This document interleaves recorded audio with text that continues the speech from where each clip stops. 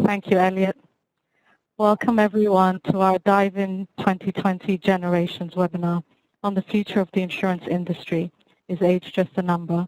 We are delighted that you have joined us. My name is Sigal Awad and I'm the Middle East Dive In Lead and Finance and Operations Manager for Lloyd's Dubai.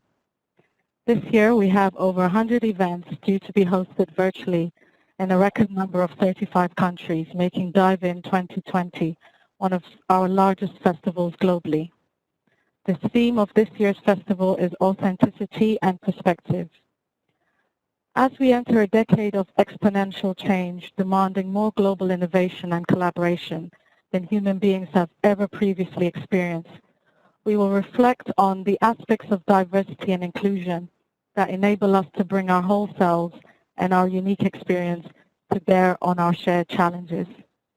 Despite the challenging year we have all had, we are delighted that the Dive In Festival is here for 2020, stronger than ever in a new virtual format.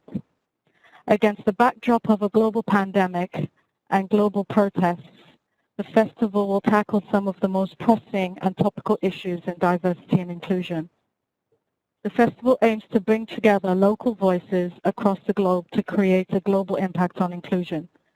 This virtual format means that for the first time, attendees can partake in events across the world, regardless of geography. Thus, we are delighted to see Denmark, Colombia, Chile, Argentina, and the Philippines host events for the first time this year, joining many others to create global inclusion.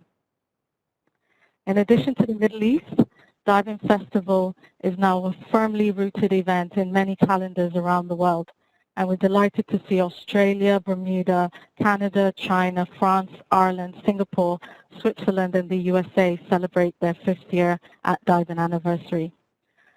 Without further ado, I would like to introduce Yvonne Sonsino, partner and global co-leader at Mercer. Yvonne, over to you. Thank you very much, Sigal, and good morning, good afternoon and good evening to everybody, wherever you are in the world. It's a real pleasure to be here, and thank you so much for inviting me. So I'm going to be hosting a good panel discussion today, and let's just take a quick look at the agenda, and I can talk you through this. So thank you, Sigal, for the introduction. I'll kick off with a 10 or 15 minute context and background setting, but really the main event today is our panel. And we've got some great speakers for you today, and they'll introduce themselves as they come up to talk. We've got Gaynor Jones, the Regional Director at the Chartered Insurance Institute, Andy Woodward, who's the Regional Head for Lloyd in the Middle East and Turkey, Mahdi Sedan, who is a Senior Associate at Kennedy's Law, and Evgenia Pepelova, who is the General Counsel for AIG across the GCC, North Africa and Sub-Saharan Africa.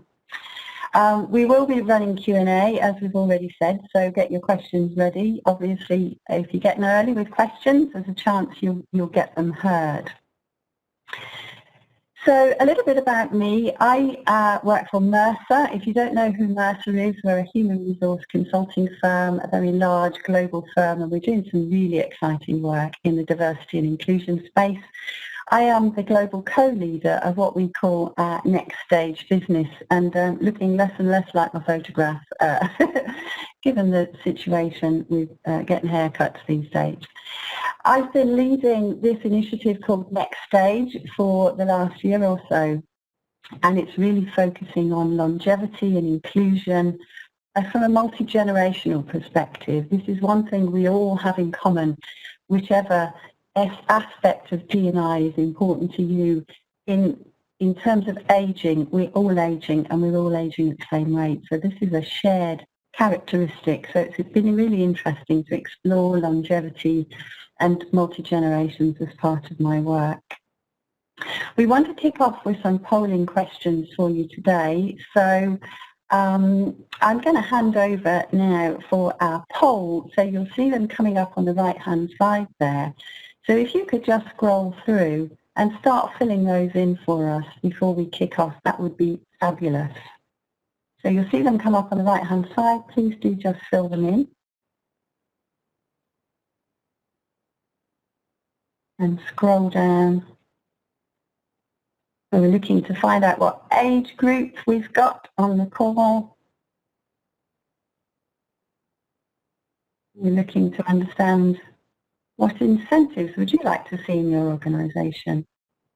What's the most important to you? Financial incentives, flexible working, qualifications.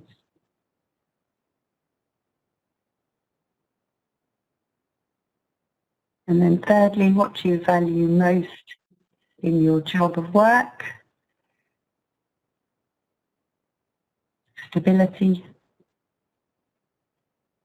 financial, to be challenged in the workplace, so to be given interesting and challenging work. In your culture, opportunities for progression. And then there's a question there about ageism. Into certain age groups, do you feel they are most discriminated against?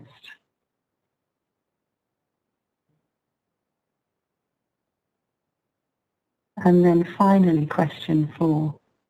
It's around your preferred communication method. Face-to-face or virtual, or more formal or informal.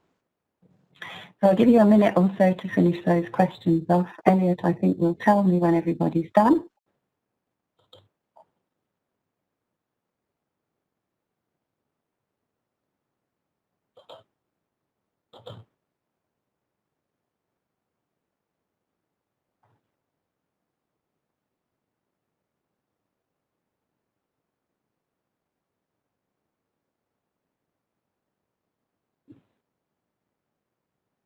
Are we just about there on the polling?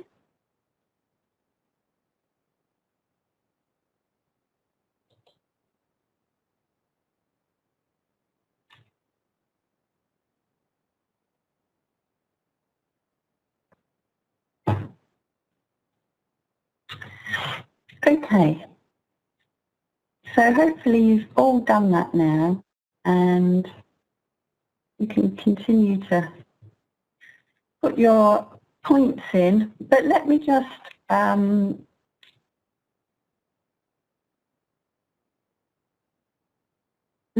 move on and start with my short introduction then, and setting a little bit of agenda and context for you.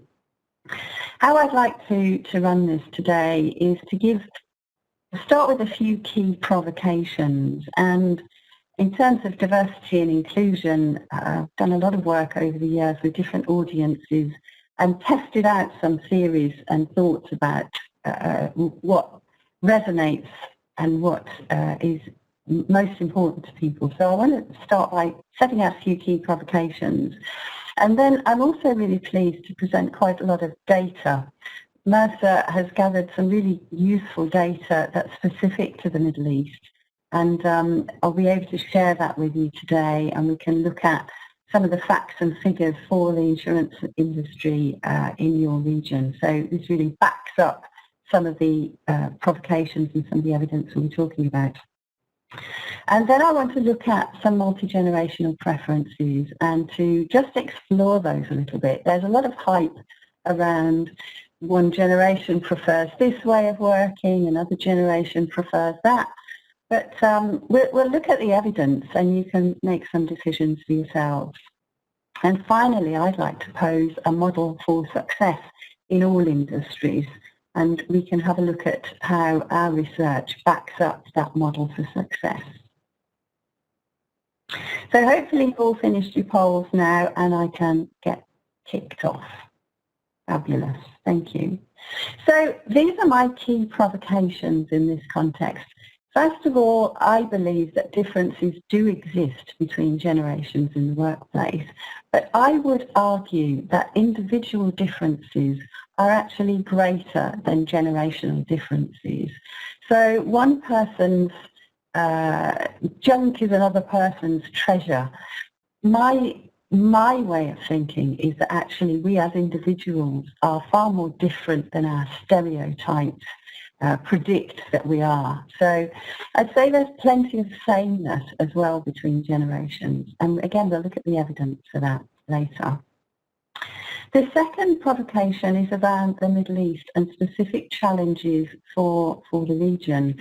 I've worked in the Middle East myself. I spent 3 years there working for the Abu Dhabi Investment Authority and really, really enjoyed it. I'd always wanted to do an expatriate assignment. I'd always wanted to work abroad and live abroad and see what it was like. I think it's a key part of anybody's career, and I really, really enjoyed my experience out there. There's a huge amount going for the region, and in terms of attracting generations into your region, I think it's a case of attracting expatriates into the region, and the generational issues needn't necessarily be an extra barrier.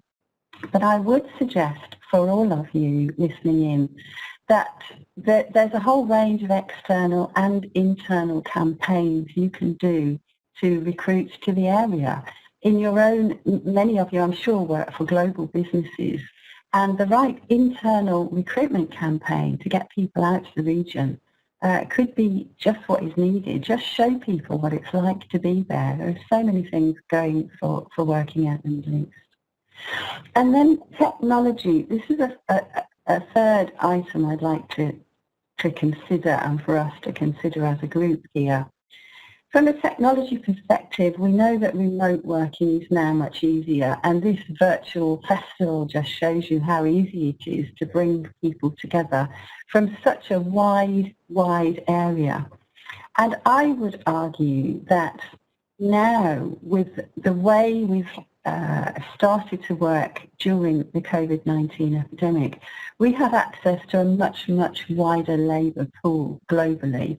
And that doesn't just mean geographically. I think that means a whole different access to different skills and different times and ways of working. So I would suggest that technology can be our friend here. And then finally, the impact of COVID-19. We'll see later in my presentation that I'll show you some statistics about what companies are doing, how they've accelerated flexible working given COVID-19, and the reasons they've done that, and why they may also work given the reason for us being on this session today in looking at, is age just a number for your industry? But let me move over to the data now. I think in terms of the UAE and the insurance industry, age and gender diversity are already pretty strong here. And so these are stats and data my colleagues have collated, especially for this presentation. So let's just have a look at what we're looking at here. In terms of the millennial population, and we've got some definitions at the bottom right of the slide there as to what the different generations are.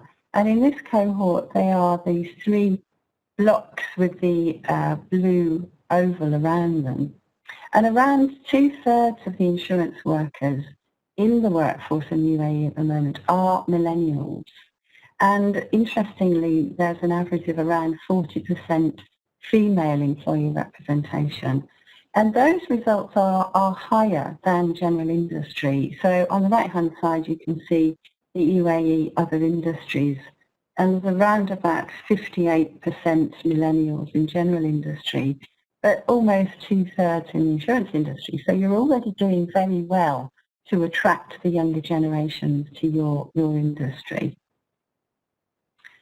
And if we look at gender diversity across the industries in the UAE, again, the insurance and reinsurance sector and the life sciences really come out on top here in terms of a more even split between male and female. You can see it's not entirely equal yet, but in terms of your comparison against other industries, you're certainly doing the best there. You can see in blue around about 61% male, and in pink about 39% female in your industry already. So that balance is pretty good. It'd be interesting to understand why in those 2 industries compared to other industries you outperform. I suppose arguably if you look at some of the the lower female representation, energy and chemicals and other manufacturing, maybe it's no surprise that there's a lower female representation in some of those industries.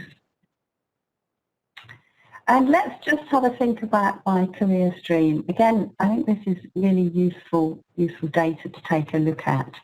And what you can see on this slide is on the left-hand side, we're looking at the insurance industry data and the split at age bands between professional level, which is the big dark blue line, management level, which is the middle turquoise line, and executives, which is the smaller greeny blue box at the bottom. And in the insurance industry, compared to the UAE other industries on the right-hand side, you can see at those millennial levels there, which are highlighted with the red border, a red dotted border, the numbers are lower in the insurance sector for the more senior roles. And it'd be interesting to think about, well, why is this compared to other industries? So if you take that age group 35 to 39, for example, you're comparing about a 6 or 7% difference in the number of people who have risen to management positions in the insurance sector. Interestingly, the older age groups, this levels out, and in the insurance sector you can see at executive level you've got many more executives than other industries. So it really does look like a very different skew for the insurance sector. And again, it's interesting to think about, why is this? Is that something to do with lower promotion rates, for example, in the younger age groups in the insurance industry?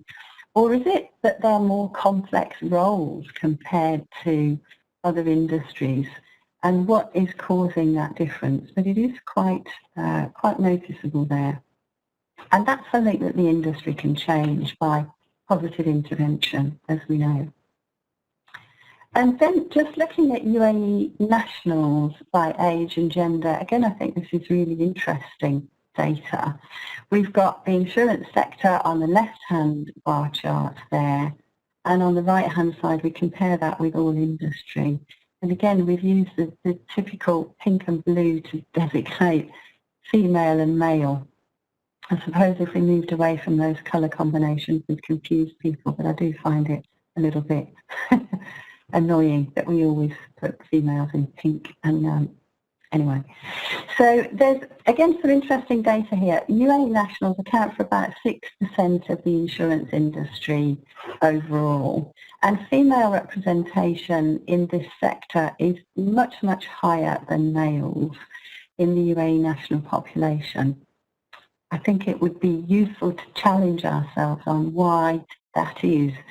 Some argue that Emirati males would go for more highly paid sectors, and the female population have gone for insurance industry jobs because they're lower paid. I'd like to dig into that data a little bit more and challenge that, but it certainly seems to be an industry that is attracting a good deal of female candidates for jobs. And again, just thinking through how that then plays through into future promotion into more senior roles, it will be very useful, I think, for this sector to start doing the analysis as to how many promotions take place and how is that high percentage of females, does that then follow through into more senior roles through career progression? My hunch compared to our research and the rest of the world's data is that it may not. And then just quickly, in terms of multi-generational preferences, this is a piece of work Mercer did last year, and we compared the generational differences and preferences around a whole series of factors: job security, health benefits, flexible hours, convenient location, time off. I won't go through the whole clock face there, but you can see the different types of factors that we examine the generations against. And Gen Y, or millennials, is the blue markings in the middle there. Gen X is the orange, and baby boomers the green. I think what's interesting here is, yes, there are differences, but actually I'd argue there's quite a lot of sameness in here, because the pattern in responses is the same here. The quantum is slightly different, but for everybody, job security is really, really top of the list there. And competitive pay and meaningful work, again, you can see a fairly big projection in the patterning of people's responses to that. So is that massive differences between generations? I would argue there's a huge degree of sameness in that pattern of preferences.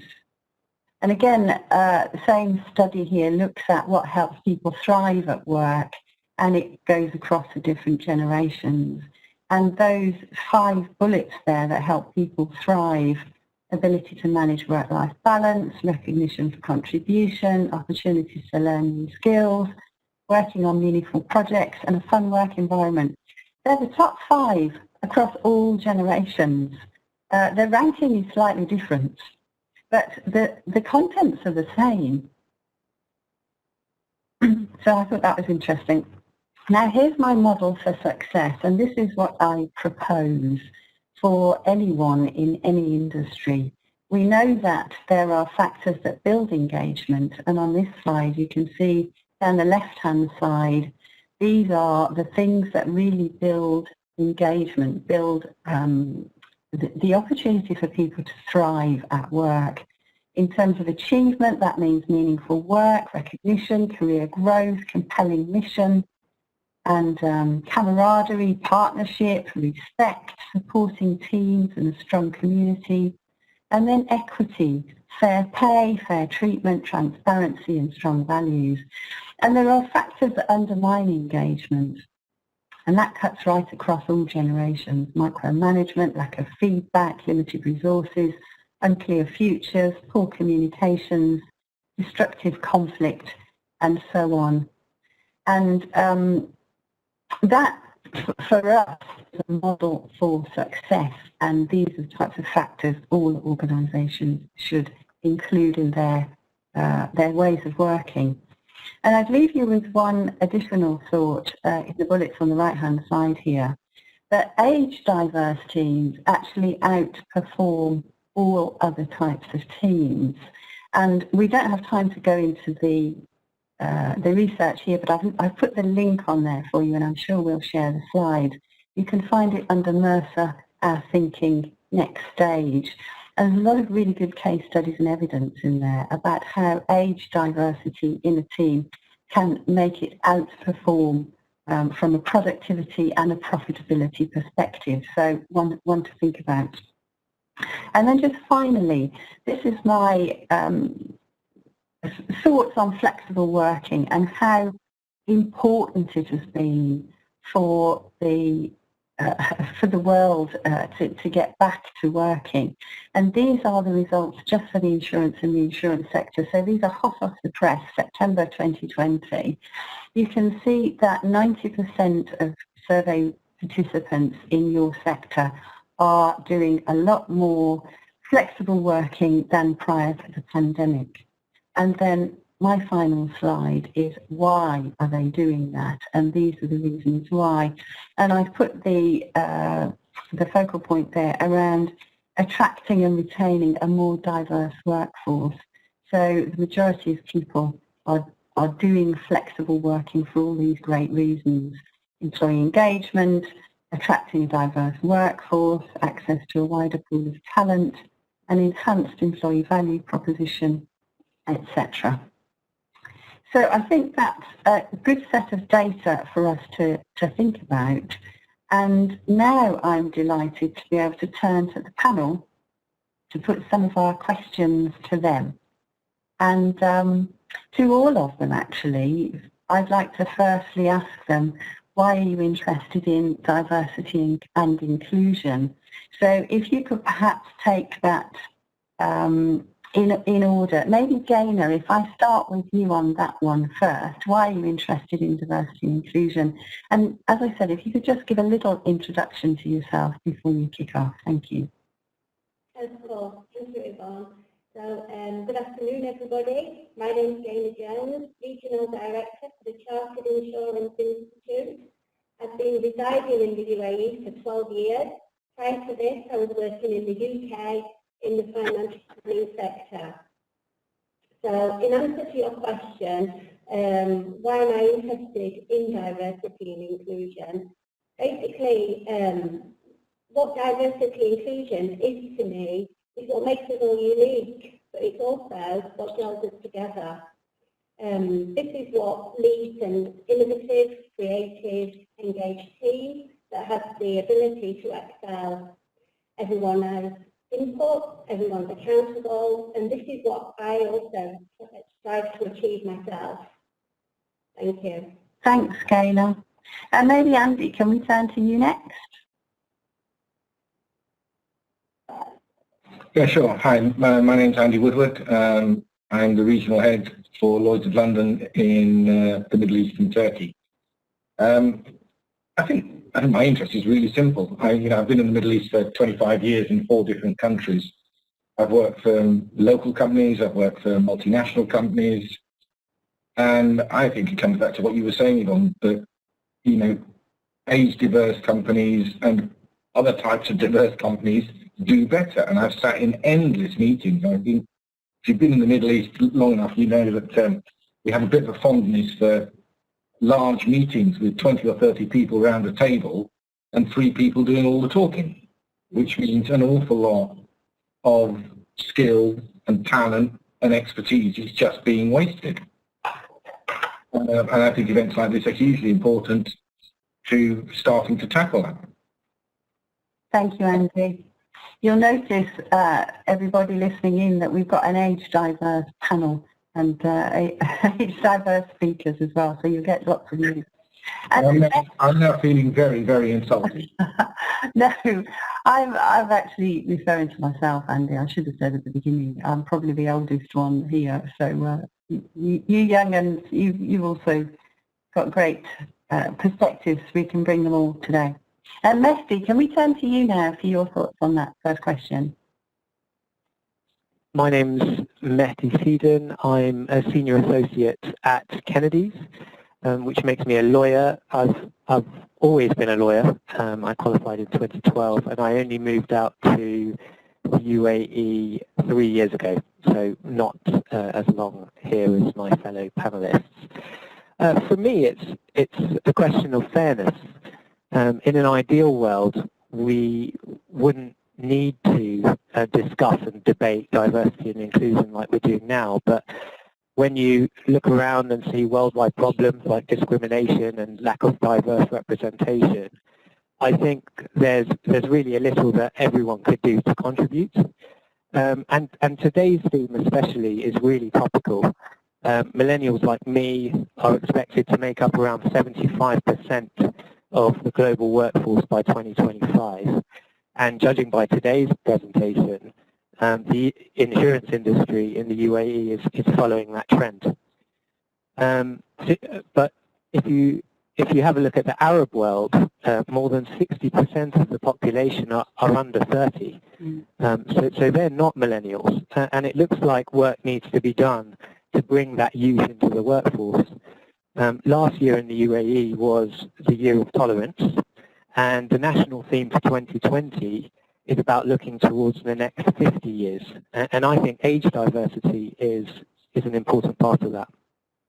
Thank you. It's a very good point. Evgenia, would you like to take a turn next? Thanks, Yvonne. Hi, everyone. My name is Evgenia Pepelova. I'm from, I work for AAG. I'm a general counsel for GCC in North Africa and Sub-Saharan Africa. I've always worked for insurance. I started in 2006 in Russia, and then I worked for AAG in Russia, and then I moved to Dubai in 2016. So I've been here for about 4.5 years.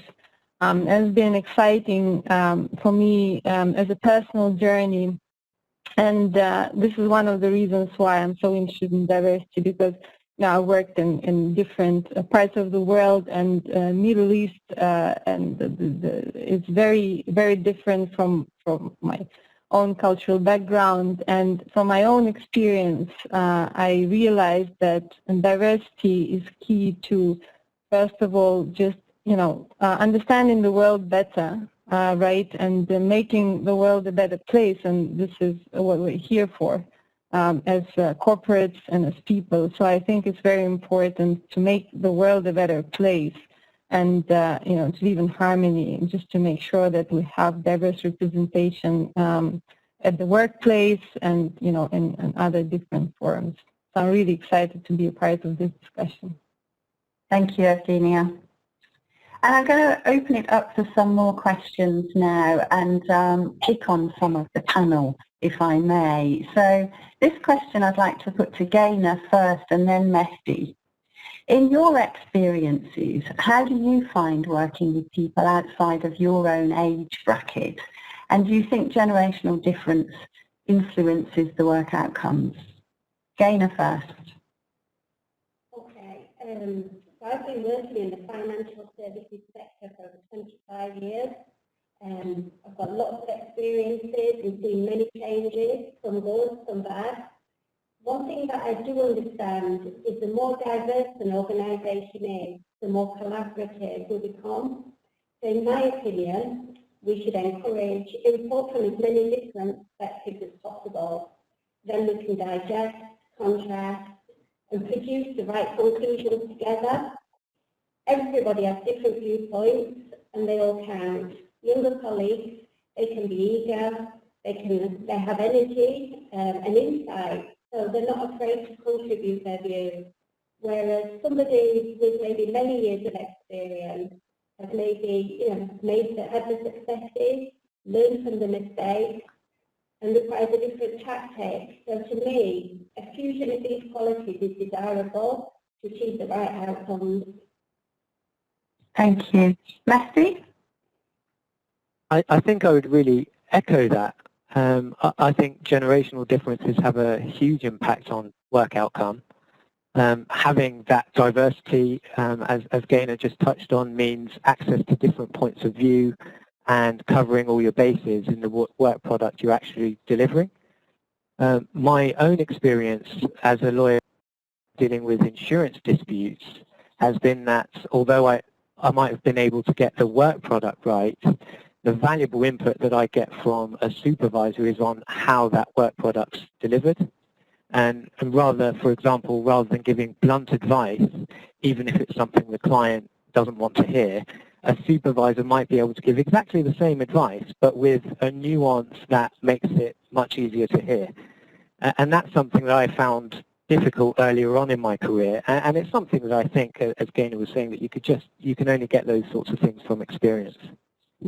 Yeah, thank you. No, I agree. In fact, one insurance company I've been working with has specifically targeted older claims handlers so that they've got that nuance when they're dealing with very sensitive claims, people ringing in on a death case, for example, and having that nuance difference can make a big difference to the outcome. It's a case of, it's almost matching your employee with your customer. To a certain extent. Thank you both for that. And Andrew, if I can change the topic altogether and turn to you now. In terms of technological innovation, do you think this has helped or hindered multi-generational working, and to what extent? Thanks for that one. I think the answer is both. I mean, if you look at, going back to that last question, I mean, if you look at our region, a lot of the cultures that are represented in the Middle East are quite hierarchical.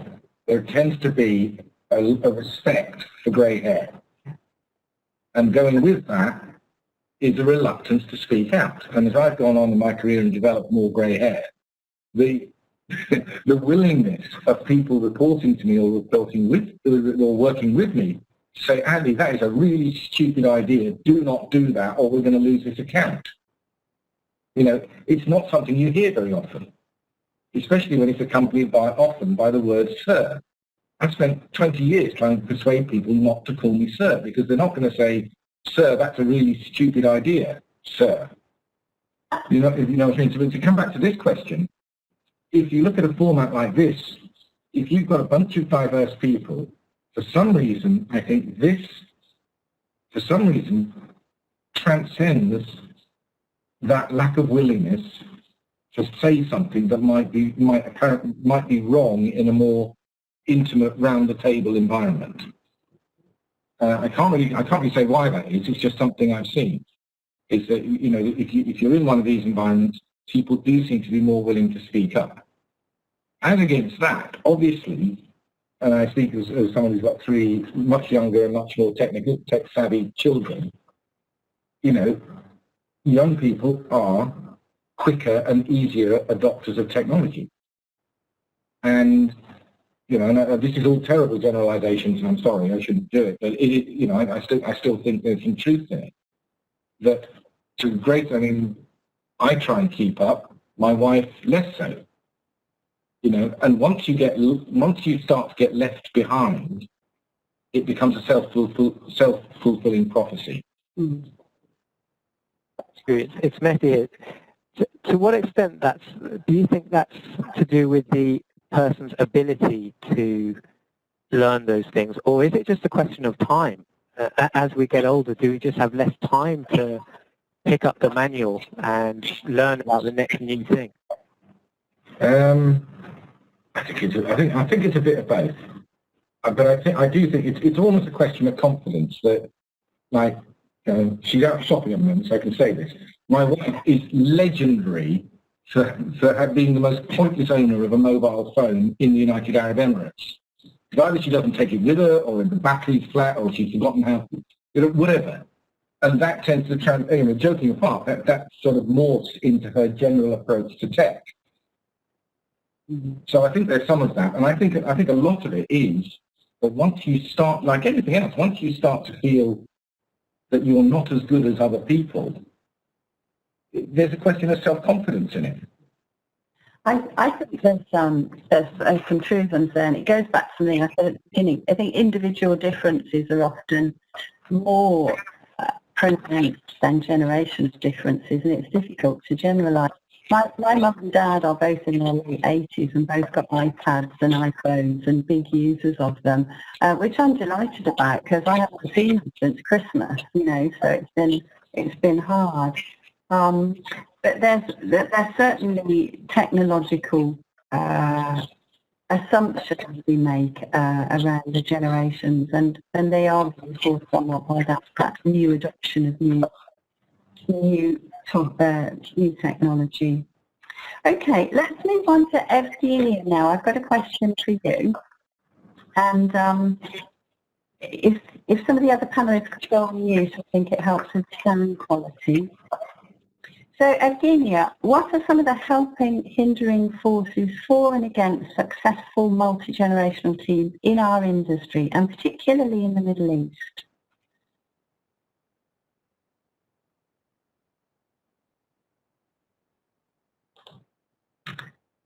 Evgenia, you're on mute, or we've lost you.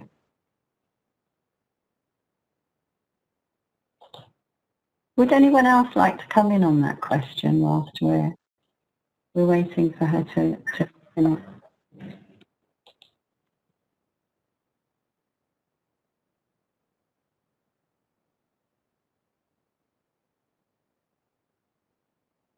Evgenia, do we have you back yet?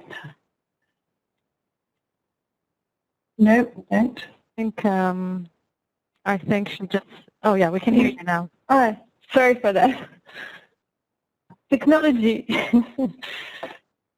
Yeah, so this question for you, what are some of the helping or hindering forces for and against successful multi-generational teams in our industry, and particularly in the Middle East? Thanks, that's a very broad question, and I think I'll tackle some of the themes of it. Starting with the insurance industry, I think that historically the industry has created some structures and hierarchies, as Andy mentioned earlier, right? That kind of, and also the slides that you've demonstrated show that there's definitely a predominance of more experienced people in the executive management teams, and there are a lot of millennials, but they're all in the professional category, right? And so I think that one of the reasons for that is because insurance historically has been regarded by many people as boring, old boys club. And so somewhere, very difficult to get into to start with, and, difficult to work in, right? Because it's quite boring. And, as we see, the younger generation is looking for some meaningful jobs, fun places to work, right? And it's probably even more so for even younger generation that is yet to enter the workforce, Gen Z. So I think that there's been a lot of talk about transformation in the industry and the need to become more tech-savvy to respond to the customer's needs. So in my view, the shift and understanding of the need that is now urgent will also help to, first of all, attract talent to the industry, and not only younger people. I think that, as we saw, Yvonne, from the slides that you've shown, really the values of the workforce of different ages are pretty much the same, right? All of us, we're all looking for meaningful work, we're all looking for collaborative workspace, and we're all looking for fair pay, right? And so I think that if the industry tackles all of these elements, it will really help to create a more collaborative and more innovative teams that will basically help the companies to take it to the next level, which I think now is really important for the industry, because I think we're lagging behind. And I think that one of the interesting things, Yvonne, in your presentation was that it would seem that generally in the insurance industry the pay is slightly lower as compared to other industries. So I think that's one of the things that probably we need to look at. We need to look into as an industry to make sure that we can attract and retain talent by meeting their needs and addressing their values and creating an engaging environment. I completely agree. I think you make a really good point there. It is something that does need a look, and maybe now is the time. We're seeing so much acceleration of this type of work now and trying to fix things, and I think you make a very good point there. Okay, so let's change the topic again a little bit, and I want Andy and Mehdi to come in on this one, and maybe you can have this as a little bit of a debate between you. So as needs change for an individual as they move through their career, so do the rewards and incentives that they desire. Yes or no? From your points of view, what incentives and benefits would you like to see going into a role as you move through your career? Well, shall I start, Matthew, or do you want to? Yes, I mean, I think those things inevitably change. I mean, when you graduate from university, you get into your first job, and obviously it depends on the individual, but by and large, most of us, when we first get into the workplace, want to change the world, don't we? By the time you get to where I am, it's all right. Well, how do I start for the next couple of years so I can get into my pension? Yeah, I don't know if I agree with that, Andrew. Actually. I think at the start of my career, I was probably focused to the exclusion of everything else, actually, on salary and financial incentives, just to sort of put in the hours. And I don't know if that was about the sector I worked in or not. And it probably, the fact that we don't agree probably means you can't really generalize across the board. And a lot of it probably goes to where you are in your life. And where you want to get to, but that was definitely the focus for me at that time in my life. Now things are different, and I agree with you there that things probably do change as you go along. I've now got 2 little girls. The eldest has started school. And so I probably think more, I mean, the financial incentives are still important, don't get me wrong. I've got to pay school fees now and the expenses are racking up, but I also value sort of other things as well, work-life balance being the main thing. Yeah. Do you put a value on those, actually, the non-tangible benefits like work-life balance and flexibility? Do you add a price for those? Well, I wouldn't say I put a number on it. But if you're asking me whether it's valued, I would say yes. I mean, I think across the board now, as a result of COVID, we're seeing flexibility with how people work, and I think that's great. I think that it's a change that didn't come soon enough, to be honest. And it's also great to see other changes happening in the region, particularly the UAE. I think earlier this month we had the UAE labour law amendment that said that you now get 5 days paternity leave. And so the UAE's become the first Arab country in the world to give paternity leave to private sector employees.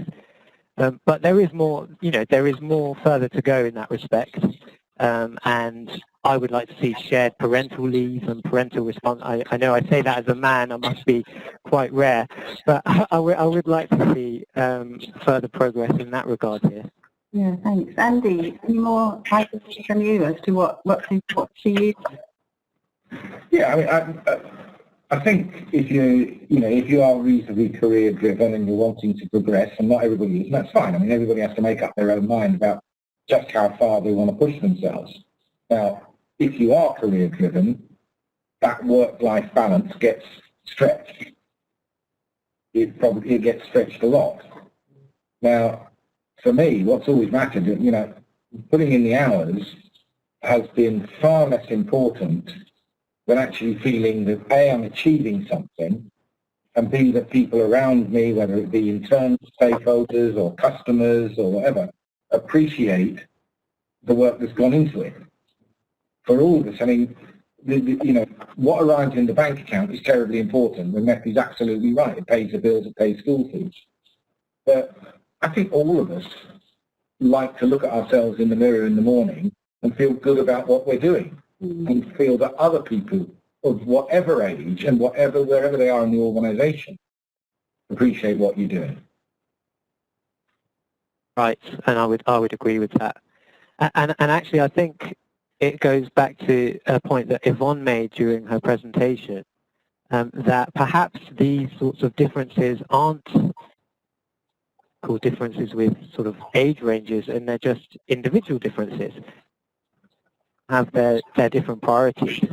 And so perhaps one way to appeal to a multi-generational team in terms of incentives would be to consider engaging with employees on an individual level on what their priorities are, and potentially consider offering incentives that are tailored to every individual. Now, I'm not in HR, and I appreciate that could probably become quite complex, probably some HR manager's nightmare, but I wouldn't be surprised if that sort of thing became more common in the future.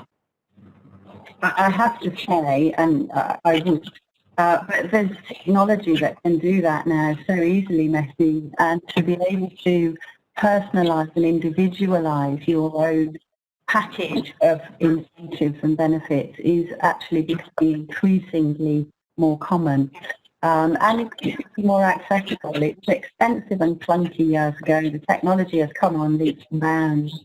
So do talk to Mercer about that if you're interested. It's something that can be done very well. And I'm a big fan of it. I've got a colleague who's 65. He's just become a father for the first time. So his wants and needs are very, very different. And this more personalisation, I think, is going to be the case for the future. Okay, another question then, and this time I want to call on Gaynor and Evonia to respond to this one, maybe in that order.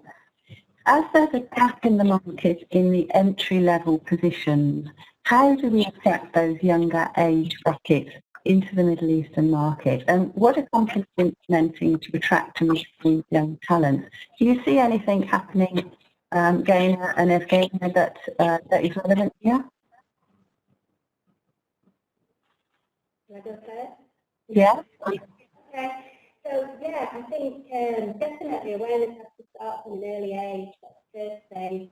Currently, I know that there are a lot of initiatives in the local market to introduce people into their career, a career pathway or a preferred profession to school children. I know that some universities are actually embedding CII professional qualifications into their syllabus, so that students don't just leave uni with a degree, but with a professional qualification. What that will mean is that graduates can then enter the career market with the added advantage and at a higher level, and this should lead to the profession being more financially desirable, thinking of that last conversation. And when I was at school, yes, I can remember that far back, I never dreamt of working in the insurance sector. You know, it happened by natural progression. So in my opinion, we need to focus on the benefits that a career in insurance can provide, along with the longevity, the stability, of having a career in this sector. Yeah, thank you. Evgenia, do you want to come in on this one? So I think that Jenner makes a very good point, and just to add on that, I think that what would be really good, and these are some of the things that we as AAG are doing it to attract young professionals and to make sure that they can feel comfortable, right, and develop and adjust their skills to what's required. The companies can introduce early career plans and programs that are part of onboarding of young employees, various technical and professional academies. These are all very helpful, and I think that they kind of help to engage and to attract people who might think that insurance may require a certain skill set, and I guess the point I'm trying to make is that the skills can be learned, right? And there are sufficient tools for that, and companies, multinational companies like ours, do have that as a program. So, for example, we have this program that's called Early Careers, where we're sending people who are of a certain grade join the AAG at a certain level. They are part of a multinational program, and they get to meet people all around the world from different functions, different professions within the company, meet very senior executives within the company to understand, how things work, how to build the relationships, where to find mentors. So all of that is available, and I think it's very important to just help younger employees to be more efficient. And I think it's important to promote these things as well to attract young people. Another thing, back to my earlier points and back to what you were discussing, as I said, I think that the industry is ready and ripe for the transformational change, and it by itself will help to attract more talent, because the reality is our customer base is very diverse, and becoming younger as new generations are starting their independent lives, and so our workforce has to reflect that as well. And so I think that transformation of the industry towards using more technology, becoming more collaborative, creating or thinking about new ecosystems, working with various partners, just brings it closer to understanding and appreciation by younger generations, and making it more interesting, because you get actually a lot of opportunities in terms of the variety of the work you can do in the insurance industry, because a whole range of things, right? Can be finance, can be legal, can be claims, and I think that the other thing probably that's also important to promote and to raise awareness of is that there are possibilities for horizontal development, and as long as you're in the right place and supported by right people, I think these are all very good opportunities for any really person of any age, not only younger people. Yeah, I agree. I think it's a tremendously varied industry, and because so many of your businesses are global, the opportunities to move around the world, not just move around the departments and business units, is immense. I think it's a really attractive industry. Yeah, I actually, just to this point you're making, I actually saw some survey, I think conducted by one of the consulting firms back in 2015 on the Middle East insurance industry. And interestingly, students who were insurance inclined, one of their top interests and priorities was actually international career and international travel. I guess it's a little bit challenging these days, but hopefully it's going to be back to normal. And, with technology, as we were discussing, there are more opportunities for this multinational work. Yes, agreed. Agreed. Okay. I've got one or two more questions for the panel, and then we're going to try for some audience questions. So hopefully there's some coming in there. But Gaynor, if I can turn to you and ask you, how will future working patterns impact different age groups and generations in the post-COVID Middle East insurance environment? It's quite a specific question. I'm hoping you've got some thoughts on that. Very specific, yeah. Sort of, where do you start? So I think,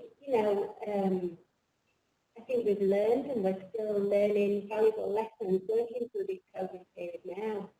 As an experienced, qualified professional in the financial services sector, I've witnessed, market collapses, natural disasters, previous epidemics. But to be fair, nothing has come close to the impact that COVID has, had on the whole market at this time. Who would have thought, that curfews would be in place and travel bans would be part of our working life? I never thought it would happen, but hey, that's where we are. So I suppose, going through these challenges in the past and coming out of them stronger, it's going to make us all more resilient. It's going to prepare us for the future, because who knows what the future holds.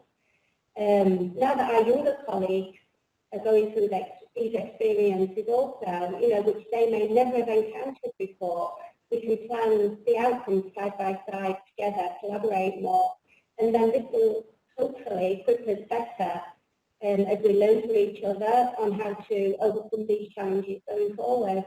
Yeah, I agree, Gaynor. I think there's so much we now need to learn, reflect, talk, ask, get that data and work accordingly. Okay, I've got one final question, and I'm going to put it to Mehdi, and then we'll take a few audience questions if there are. We've still got about 8 or 9 minutes before we close. So how could we neutralise the propensity for age bias in the workplace, Mehdi? And I'm sure many of you have read the recent Ibm lawsuit in the US, terrible class action lawsuit there on age discrimination. So as a lawyer, what's your thoughts on this? Well, I don't know if I have a legal point of view to add on it, but I think, I think most sophisticated businesses today already have policies in place to tackle age discrimination in the workplace. IBM may be one of the exceptions to that, but I think an ongoing task is to continually educate people and show people what kind of behaviours aren't acceptable. It's all well and good to have a policy, but if nobody ever opens it, or if they every year scroll down to the bottom and click accept, I don't think that's really teaching people about what is and what's not acceptable. I think the bigger challenge is with unconscious bias.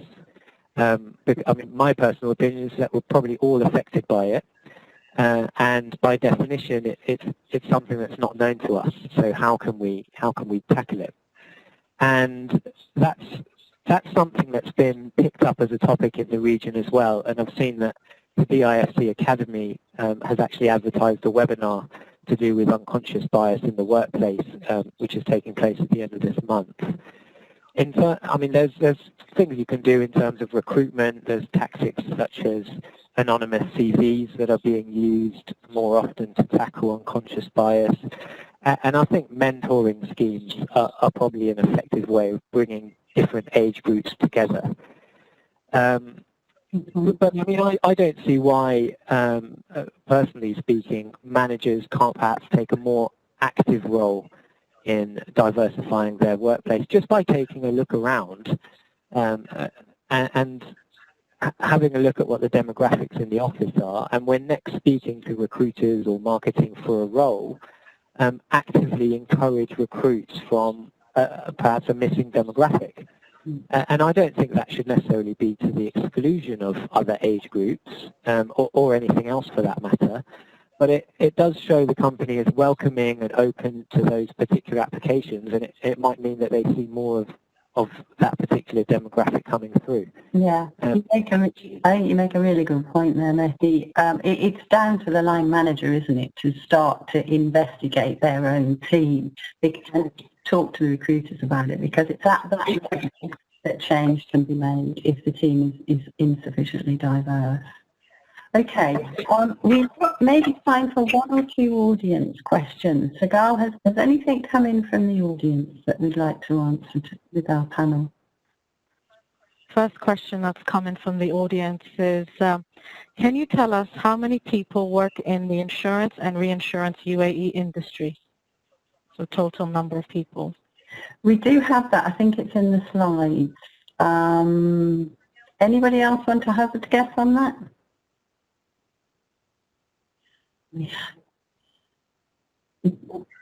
How many people work in the insurance and the reinsurance industry in the UAE? Yes.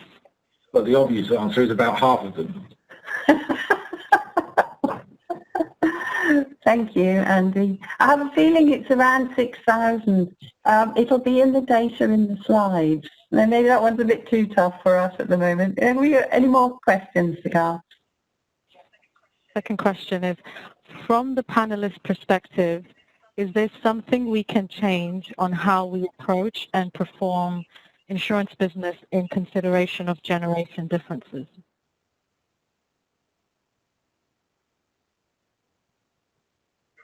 Yeah.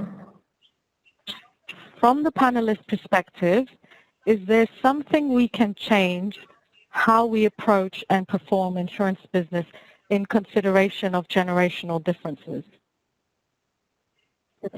So taking into consideration generational differences, is there something we can do in terms of how we approach business?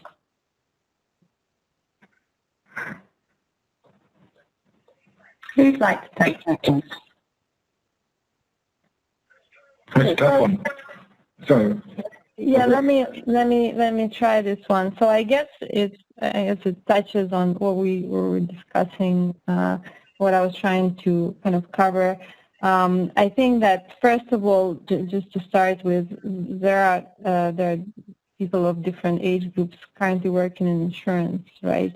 And we know that, as we said, the majority of the executive force is more experienced, probably older people, and I think that what is very important is to transform the workforce to allow other age groups and experiences to get access to management roles and to executive roles, so that the industry can be transformed by people who are also actually one of the strongest consumer powers, right, of the products that we are providing.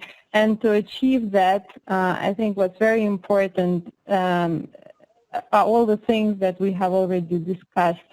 It is, investing in professional development and learning, creating career opportunities and opportunities for career progression for people who are currently in their professional roles. And that can be done through various leadership programs, programs like successor planning and various accelerated programs for young leaders. Number one. Number two, another very important thing is to keep the balance, right? Because obviously you have to have, experienced and technically prepared people, because insurance is a complex industry, right? And you don't want to do something to make the company go bankrupt, right, for that matter. So it's very important to have the expertise and institutional knowledge on the one hand, and some, fresh look at certain things on the other hand.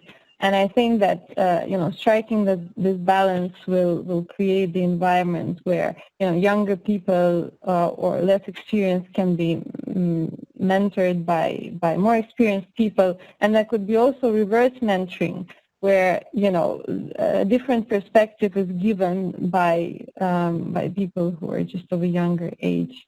Mm-hmm. Thank you. I hope I answered the question.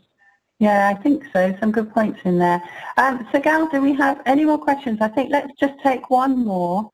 I can see we've got time for just one more. That's fine. Okay, final question. Do panelists feel that the COVID pandemic has been a positive or negative development for cross-generational working? And if so, why? Let's take you in order. Gaynor, let's hear from you on that one first. I think I've got foot in both camps on that one. The positives and negatives that have arisen from it. During the COVID pandemic, it's allowed us to work more closely with our colleagues. And I don't know about you guys, but sometimes when you go on the Teams calls and you're talking to people in their homes, you build better relationships and a better understanding of people. I know from my perspective that happened. So, as well, some of the younger employees in the company are a bit more digital savvy than me, so they've been able to help me. So, I think positives and negatives. I can't say that there's one big or thing for or again. Thank you. Andy, what are your thoughts on that one? Well, I think it's a bit of a shame that it's taken a global pandemic to kick the insurance industry into doing stuff that manifestly we could have done 5 years ago. Mm. That said, there is no doubt that, there has been, since we've all started doing working from home and doing all this stuff, I think the quality of collaborative work has definitely increased. What I would say, provided you're not trying to create something new or build new relationships. I think a lot of people, as we've gone into this, I think there was an initial kind of honeymoon period when we were all saying, oh, you can do anything you want. Yeah. The truth is, if you actually want to go and do a deal, nothing beats being in front of that person, reading the body language, understanding where the meeting's going. Yeah. But if you want to keep the lights on, and I think that's why the future of office space is really going to change, because anything that's just maintaining what you're doing, by and large, you can do this way. Yeah, I think that's a really good point. And in fact, in my experience and having worked all over the world and lived in the Middle East for a while, I think it's even more important in the Middle East, that closeness and personal relationship and personal connection for actually making new relationships. I think that's fair. Mehdi, do you want a final word on this one? And then we'll ask Evgenia for hers. Yeah, I just wanted to add that I think it's been positive from the perspective of communicating across geographies as well. I mean, in the insurance industry, as lawyers, a lot of our clients are London-based reinsurers, and a lot of insurance work is written out of the London market. Before it would have been a bit unusual to set up a Teams meeting with various people in London and the UAE and to talk about a particular case. But now it's commonplace. I mean, we're doing it every day.